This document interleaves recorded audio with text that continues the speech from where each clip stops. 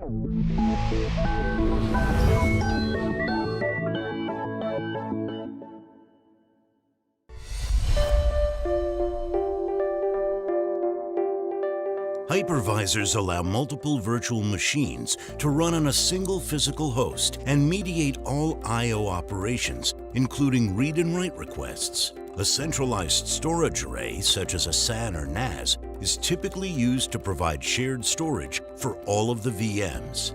Nutanix takes a different, much simpler approach. Its converged architecture incorporates local direct attached storage for faster performance and greater flexibility. Each node in a Nutanix cluster includes flash-based storage to deliver massive IOPS for high performance, as well as hard disk drives for low-cost, high-capacity storage. Adhering to the principles of a software-defined solution, Nutanix implements all control logic as a software-based service. A virtual storage controller runs on each node in the cluster, improving scalability and resilience while preventing performance bottlenecks. With storage and control logic now local to the guest VMs, there's no more need for expensive centralized storage or dedicated storage networks. The Nutanix distributed file system aggregates local storage across all nodes, creating a single storage pool that can be partitioned into one or more data stores. These data stores are then presented to the hypervisor using the standard NFS protocol to provide storage for all hosted VMs. Because the hypervisor communicates to the Nutanix software exactly as it would a traditional storage array, there is zero change to the virtual environment. VMs are provisioned and managed as before, but without having to configure LUNs, volumes, or RAID groups. Now let's look at how Nutanix manages a typical write operation. When a guest VM needs to write data, its request is passed to the Nutanix controller, which then executes the write to local flash storage. It's also important to fully protect data so that it is always available, even if a node fails. To ensure the strongest protection, data is replicated synchronously across multiple nodes. For a typical read operation, requests are served by local storage resources. Keeping data local to the VM provides the fastest possible performance.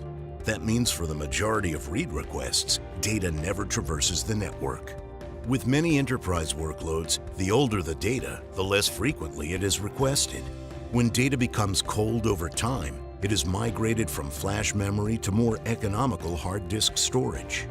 However, if that cold data at any point becomes hot again, meaning it is requested more frequently by a VM, Nutanix automatically promotes the data back into flash for the fastest possible performance. What happens if there is a node failure?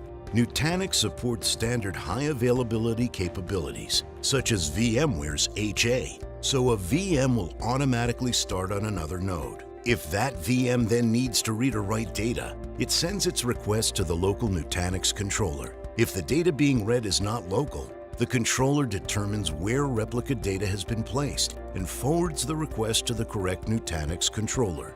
The data is then sent back to the local Nutanix controller over a standard Ethernet network. The local Nutanix controller passes the data to the VM through the hypervisor and stores it locally for future access. At the same time, the Nutanix software once again replicates the data throughout the cluster in order to return the full cluster system to a fault-tolerant state. Each Nutanix node runs independently and leverages the Nutanix distributed software architecture to create a completely unified cluster. The Nutanix virtual computing platform integrates as many as 4 independent nodes into a space-efficient 2U appliance. For more overall cluster capacity, nodes can be added seamlessly one at a time with zero downtime. With Nutanix, you can start small and easily expand to achieve truly massive scale. It's perfect for nearly any virtual workload, including virtual desktops and end-user computing deployments, private cloud projects, big data applications, DR initiatives, and more. Nutanix, the virtual computing platform for software-defined data centers.